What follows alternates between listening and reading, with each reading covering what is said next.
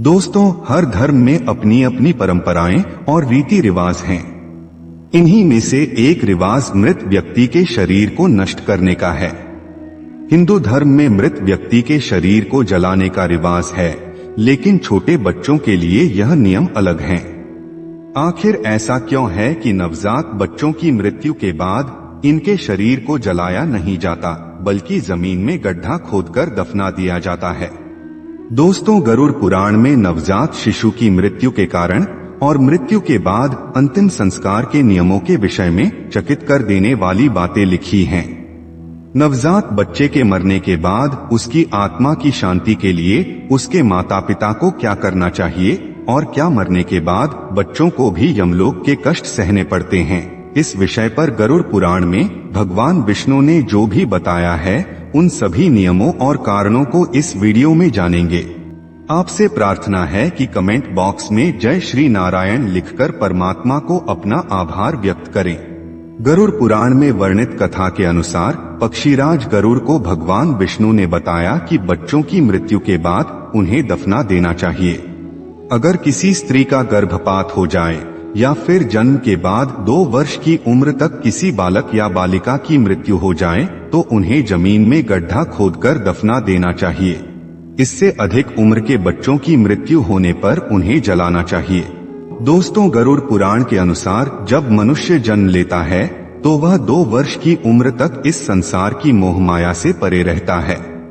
ऐसी स्थिति में उसकी आत्मा को उस शरीर से मोह नहीं होता है।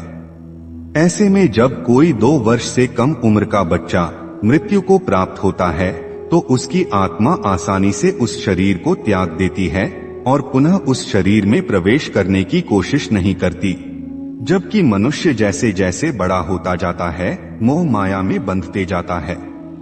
शरीर में मौजूद आत्मा को उस शरीर से मोह हो जाता है और मृत्यु के बाद भी आत्मा उस शरीर में दोबारा प्रवेश करने की कोशिश तब तक करती रहती है जब तक कि मृतक का शरीर जलकर नष्ट नहीं हो जाता। गरुड़ पुराण के अनुसार दाह संस्कार के बाद ही आत्मा शरीर से अलग हो पाती है। मृत शरीर को जलाने के बाद आत्मा का उस शरीर से मोह भंग हो जाता है।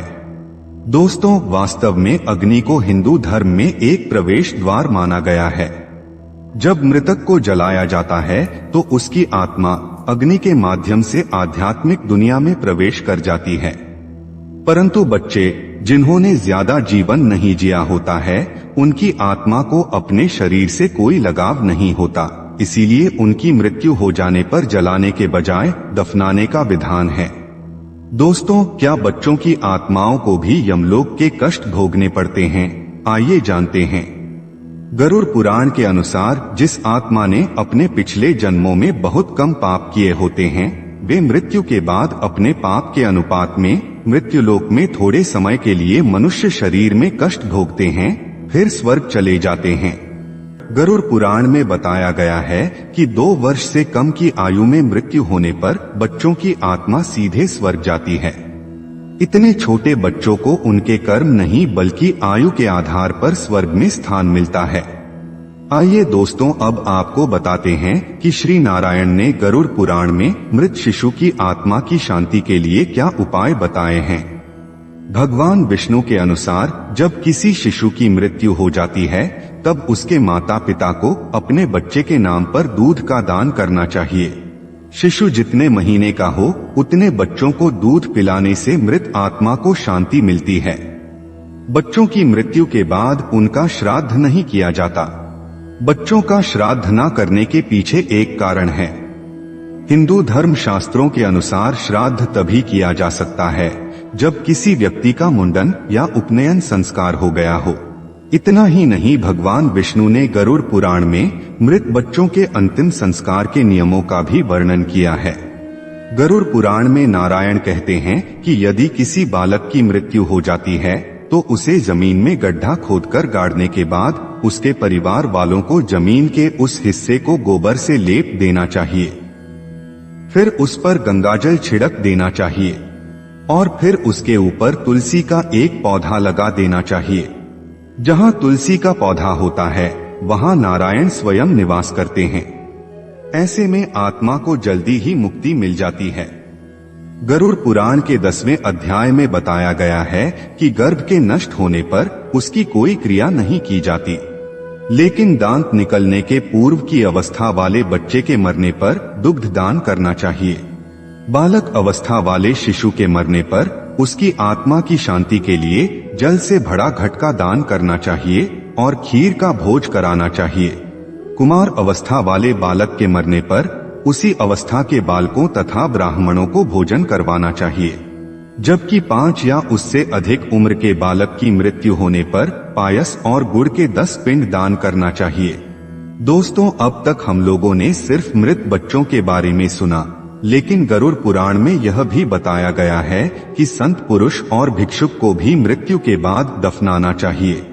उन्हें इसलिए दफनाना चाहिए क्योंकि ऐसे मनुष्य अपनी कठोर तपस्या और आध्यात्मिक प्रशिक्षण के बल पर अपने शरीर की सभी इंद्रियों को नियंत्रित कर लेते हैं। कोई भी संत सामान्य नागरिक से बहुत अलग होता है। यही कारण है कि उन्हें भगवान का दूत मानकर पद्मासन की मुद्रा में बिठाकर दफना दिया जाता है। कहा जाता है कि साधु संतों के सामान को भी उनकी समाधि के साथ दफना देना चाहिए। आमतौर पर साधु संतों को भू समाधि दी जाती है। वहीं अगर वैष्णव संतों की मृत्यु हो तो उनका अंतिम संस्कार भी अग्नि से ही किया जाता है। इसके अलावा जल समाधि भी दी जाती है। साधु संत 5 महादोष यानी काम, क्रोध, लोभ, मोह, अहंकार पर विजय प्राप्त कर लेते हैं। ऐसे में उस शरीर के अंदर उपस्थित आत्मा को उस शरीर से कोई लगाव नहीं रह जाता है।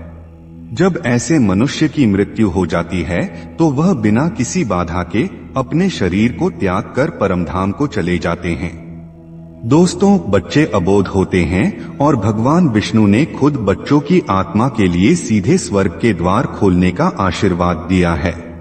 एक लोक कथा के अनुसार एक बार एक बालक की मृत्यु हुई तो भगवान विष्णु के आदेशानुसार उसकी आत्मा के लिए स्वर्ग का द्वार खुल गया, पर वह बालक अपने माता पिता के बिना स्वर्ग जाने को तैयार नहीं था। सबने उसे बहुत समझाया कि बड़े उम्र वाले लोगों के लिए स्वर्ग और नर्क सिर्फ उनके कर्मों से मिलता है, लेकिन वह बच्चा मानने को तैयार न था। इस पर भगवान विष्णु उस पर दया करते हुए उसके माता पिता के अपराध क्षमा करके स्वर्ग में स्थान प्रदान करते हैं। दोस्तों, अगर आपको हमारी आज की ये वीडियो अच्छी लगी हो तो इसे खुद तक सीमित ना रखें। अपने मित्रों और रिश्तेदारों के साथ इसे शेयर अवश्य करें। ऐसी ही धार्मिक